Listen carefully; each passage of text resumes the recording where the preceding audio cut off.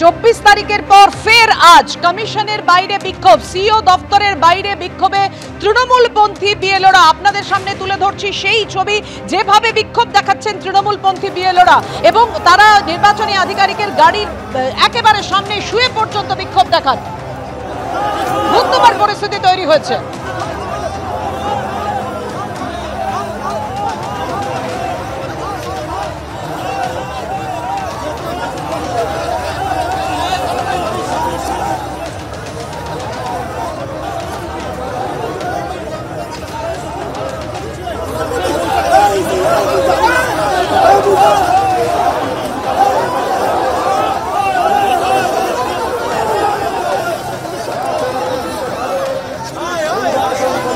যে মেনজির বিক্ষোভের ছবি আমরা দেখেছিলাম 24শে নভেম্বর, 5 দিনের মাথায় ফের বিবাদীবাগে বিক্ষোভ। যখন নির্বাচনী আধিকারিকের গাড়ি ঢুকতে থাকে সেই সময় তাকে ঢুকতে বাধা দেন বিএলও পন্থী, তৃণমূলপন্থী বিএলও। দেখতে পাচ্ছেন সেই মুহূর্তের ছবি রেখেছি আপনাদের সামনে। 24 তারিখের পর ফের 29 তারিখ। একদিকে এসআইআর নিয়ে যখন বৈঠকে নির্বাচন কমিশনের আধিকারিকরা স্পেশাল অবজারভার এসছেন পশ্চিমবঙ্গে, অন্যদিকে বিবাদীবাগে আপনাদের সামনে রেখেছি সিইও দপ্তরের বাইরে বিক্ষোভের ছবি। জোর করে ঢোকার চেষ্টা করেন তৃণমূলপন্থী বিএলও সংগঠন। সোমবারের পর শনিবার ফের বেনজির বিক্ষোভের ছবি ধরা পড়ল।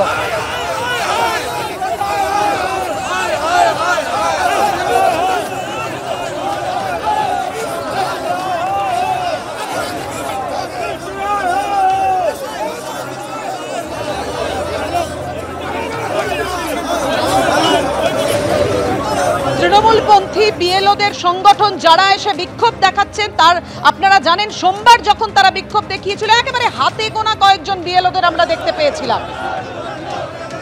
আজকে ফের উত্তপ্ত হয়ে উঠল পরিস্থিতি, সিইও দপ্তরের বাইরে উত্তেজনা। দেখুন সোমবারের পর শনিবার।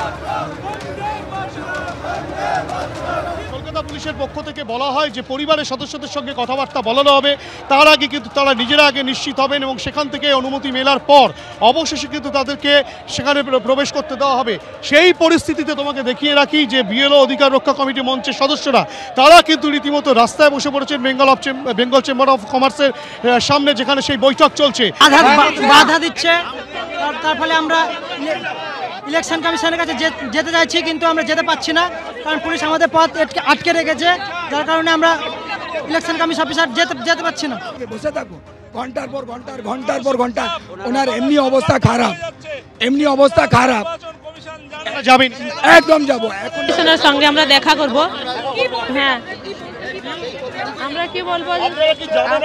হ্যাঁ, আমরা ভিতরে যাব। কমিশনের কাছে এসেছি কারণ আমার দাদা, আজকে আমার এখানে বৌদি আছেন, ছেলে আছেন, আরও ছেলে মেয়ে আছেন, তাদের পরিবারে রোজগার করার কোনো ব্যক্তি নেই। আজকে নির্বাচন কমিশন যদি পাশে না দাঁড়ায়, অনাহারে সেই পরিবারটা শেষ হয়ে যাবে। একমাত্র রোজ করে সময় দেওয়া হয়েছে, আমরা যাব, আমরা চাইছি নির্বাচন। আজকে আপনারা মেনে নেওয়া পর্যন্ত এই অবস্থান বিক্ষোভ চলবে, আমরা আশা করছি। আপনারা নির্বাচন আধিকারিকদের গাড়ির সামনে শুয়ে বললাম কারণ আমাদের সঙ্গে আমরা অনেকক্ষণ ধরে এখানে আমরা অপেক্ষা করছিলাম। আজকে আমাদেরকে সময় দেওয়া হয়নি, বাধা দেওয়া হয়েছে। আজকে একটা ন্যায্য দাবি নিয়ে এখানে আমরা এসেছি। আজকে বলুন, একজন পরিবার, আমার যে দাদাকে আমরা হারিয়েছি, সেই দাদাকে নির্বাচন কমিশন ফিরিয়ে দিতে পারবে? কে নেবে দায়? অবস্থায় কিন্তু রীতিমতো তাদেরকে এখানে আধিকারিকদেরকে এখানে নিয়ে আসা হলো এবং যে পরিস্থিতি তৈরি হয়েছে, যে উত্তেজনা তৈরি হয়েছে, যে শুরু থেকেই বিএলও অধিকার রক্ষা কমিটির মঞ্চের সদস্যরা তারা কিন্তু রীতিমতো রাস্তায় বসে পড়েন। এবং তোমাকে বলে রাখি যে এই অধিকার রক্ষা মঞ্চের কমিটির সদস্যরা তারা কিন্তু বেশ কয়েকদিন ধরে সিইও দপ্তরের সামনে মঞ্চ করে অবস্থান করছিলেন, বিক্ষোভ দেখাচ্ছিলেন। সোমবারের পর শনিবার কতটা উত্তেজনা তৈরি হয় আপনারা দেখছেন। তৃণমূলপন্থী বিএলওর অধিকার মঞ্চ তারা তো রয়েছেনই, তাদের সদস্যরা তো রয়েছেনই, খড়গ্রামে মৃত বিএলওর পরিবার তারা সামিল হয়েছেন সুবিচার চেয়ে হিন্দল। একেবারে তোমাকে বলে রাখি, দেখো সেই সুবিচার চেয়ে ইতিমধ্যেই খড়গ্রামের 14 নম্বর পার্টের যিনি বিএলও ছিলেন, জাকির হোসেন, সেই জাকির হোসেনের পরিবারের সদস্যরা কিন্তু ইতিমধ্যেই সিইও দফতরের সামনে বিএলও অধিকার রক্ষা কমিটি মঞ্চের সদস্যদের সঙ্গে রীতিমতো রাস্তায় বসে রয়েছেন, একেবারে অফিসের সামনে তারা বসে রয়েছেন। এখানেই রয়েছেন জাকির হোসেনের ছেলে, তিনি রয়েছেন, জাকির হোসেনের এক আত্মীয়া রয়েছেন এবং তার স্ত্রী রয়েছেন, পাশাপাশি অন্যান্য বিএলও রক্ষা কমিটির সদস্যরা তারা কিন্তু রয়েছেন। এবার কথা বলে নেব জাকির হোসেনের ছেলের সঙ্গে। আপনারা তো নির্বাচন আধিকারিকের সঙ্গে কথাবার্তা বলতে এসেছিলেন, মূলত দাবিটা কি ছিল এবং এখনো কি আপনারা প্রবেশ করতে পারলেন? না, এখনো আমরা প্রবেশ করতে পারিনি। আমাদের দাবি হচ্ছে যে আমরা নির্বাচন কমিশনের সাথে দেখা করতে চাই এবং দেখা করে আমরা আমাদের আর্থিক ক্ষতিপূরণ এবং আমার যাতে কোনো একটা কর্মসংস্থান ব্যবস্থা করে সিআই, তার দাবি জানাতে এসেছি। সুতরাং ছেলে বললেন যে নির্বাচন আধিকারিকদের সঙ্গে তারা কথাবার্তা বলে ক্ষতিপূরণ চাইছে। আজকে আপনারা তো এসেছিলেন নির্বাচন আধিকারিকদের সঙ্গে দেখা করতে, কি পরিস্থিতি তৈরি হলো? ধুমধুমার একটা পরিস্থিতি, পুলিশ আটকালো কেন সেটা তো আমরা বলতে পারবো না, কিন্তু আমাদেরকে ভিতরে যেতে দেওয়া হচ্ছে না। দেখছেন তো এখানে আমরা রাস্তায় বসে আছি, রাস্তায় বসে থাকবেন এভাবে? যতক্ষণ না আমাদের দাবি না মেনে নিবে, না যেতে দেবে ভিতরে, আমরা এখানে বসে থাকবো। দাবি পূরণ না, যতক্ষণ না ভেতরে অন্তত নির্বাচন কমিশনের দেখা তো করতে দিক, উনি দাবি মানবেন সেটা তো ভেতরের কথা, কিন্তু ভেতরেই তো আমাদেরকে যেতে দিচ্ছেন না। পরিবারের সদস্যরা, ছেলে রয়েছেন, আত্মীয়া রয়েছেন এবং তার স্ত্রী রয়েছেন, প্রত্যেকেরই একটাই বক্তব্য যে তারা যতক্ষণ না পর্যন্ত এই নির্বাচন আধিকারিকদের সঙ্গে কথাবার্তা বলছেন ততক্ষণ পর্যন্ত কিন্তু তারা এভাবেই অবস্থান করবেন। এবং তার পাশাপাশি তোমাকে দেখাবো যে ছবিটা, ক্যামেরা পার্সন সন্দীপকে দেখাতে বলবো যে সিইও দফতরের বাইরে কিন্তু রীতিমতো এখানে তারা প্রত্যেকে বিক্ষোভ প্রদর্শন করছেন এবং সেখানে কিন্তু বিএলও অধিকার রক্ষা মঞ্চ কমিটির সদস্যরা কিন্তু প্রত্যেকেই রয়েছেন। এবং তার পাশাপাশি ছবিটা দেখাবো যে পুলিশ সোমবারের পর আজকেও তারা একই দাবিতে সরব হয়েছেন। পাল্টা তৃণমূলকে কটাক্ষ করে কি বলেছেন বিজেপি নেতা সজল ঘোষ, দেখুন। কোন কাজের চাপ কোথায়, যেখানে গতকাল অবধি বোধহয় 88%, আমি গতকাল সন্ধ্যে অবধি দেখেছি যেটা, 88% অলরেডি ডান, সেখানে আর কাজের চাপটা কোথায়? সহজ কথাই তো বলতে হবে যে কাজ কোথায়, যে কাজের চাপে মরে যাচ্ছে। এখন হতে পারে যে চাপ মুক্ত হয়ে গেছে বলে কেউ যদি মারা যায়, সেটা হতে পারে, এটা হওয়া সম্ভব, কিন্তু এখন কাজ কোথায়? যেখানে 88% কাজ গতকাল সন্ধ্যে 7টার মধ্যে হয়ে গিয়েছে, সেখানে কাজটা কোথায়? সহজ সরল প্রশ্ন। বাকিটা পুরোটাই রাজনৈতিক।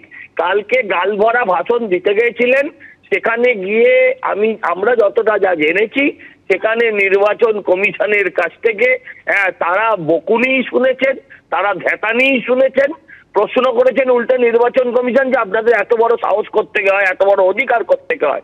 তৃণমূলেরই একটি সূত্র আমাকে জানিয়েছে, সেই কারণে তারা আজকে আবার এইসব করছে।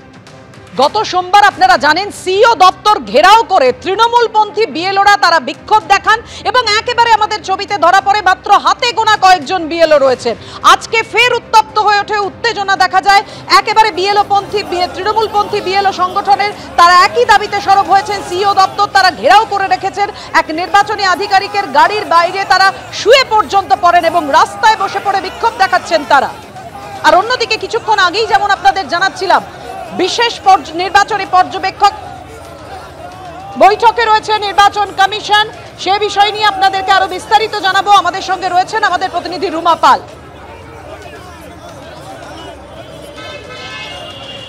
দেখো, সকাল থেকে এই বৈঠক চলছে। সকাল থেকে বৈঠক সিও দপ্তর যেখানে আমি রয়েছি ঠিক উল্টো দিকে হচ্ছে বেঙ্গল চেম্বার অফ কমার্স। সেই বেঙ্গল চেম্বার অফ কমার্সে বৈঠক হয়। প্রথমে মুখ্য নির্বাচনী আধিকারিক যেমন মনোজ কুমার আগরওয়াল ছিলেন, সেরকমই নির্বাচন কমিশন কিন্তু কালকেই নিয়োগ করে দিয়েছে একদম স্পেশাল রোল অবজারভার সুব্রত গুপ্ত এবং 12 জন অভিজ্ঞ আইএএস অফিসার যারা নির্বাচন তালিকা অবজারভার হবেন, তাদেরকে নিয়ে একটা বৈঠক, প্রথম দফার বৈঠক হয়।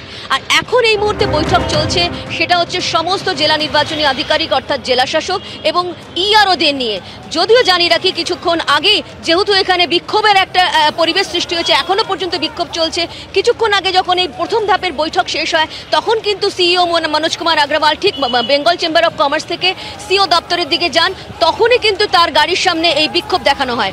অন্যদিকে জানি রাখি এই বৈঠক কিন্তু চলছে। এই বৈঠক প্রথমত নির্বাচন কমিশন এই অবজারভার 12 জন অবজারভার এবং একজন স্পেশাল রোল অবজারভারকে কেন নিয়োগ করলো, এটা সব থেকে বড় প্রশ্ন। কারণ যেভাবে প্রস্তুতি হয়েছে এসআইআর এর প্রস্তুতি এবং তার সঙ্গে সঙ্গে যেভাবে আপডেট এবং তারপরে যদি কোনো রিপোর্ট পাঠানোর থাকে, সেক্ষেত্রে কিন্তু স্পেশাল রোল অবজারভার তিনি পাঠাতে পারবেন।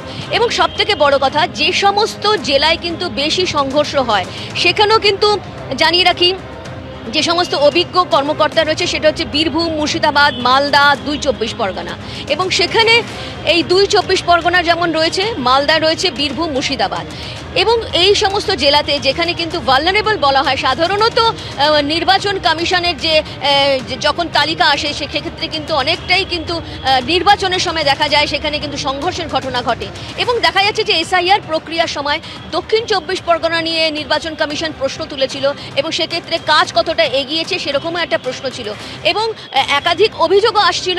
সেই অভিযোগের পরিপ্রেক্ষিতে কিন্তু নির্বাচন কমিশন তার আগেই কিন্তু বলেছিল যে দক্ষিণ চব্বিশ পরগনাকে কিন্তু সমস্ত যে সমস্ত অভিযোগ আসছে সেই সমস্ত অভিযোগ ব্যতি রেখে কিন্তু তাদের কিন্তু কাজ পূর্ণ করতে হবে। অন্যদিকে জানিয়ে রাখি উত্তর কলকাতা এবং দক্ষিণ কলকাতা নিয়েও কিন্তু দেখা গেছে যে উত্তর কলকাতাও কম ডিজিটাইজ হয়েছে, প্রায় 61%, কিছু আগে এখনও লেটেস্টটা পাওয়া যায়নি, 61% কাল পর্যন্ত ছিল। সেক্ষেত্রে উত্তর কলকাতাও কিন্তু খুব কম ডিজিটাইজেশন হয়েছে, অর্থাৎ আগের তুলনায় কিন্তু কম হয়েছে। এবিপি আনন্দ, এগিয়ে থাকে, এগিয়ে রাখে।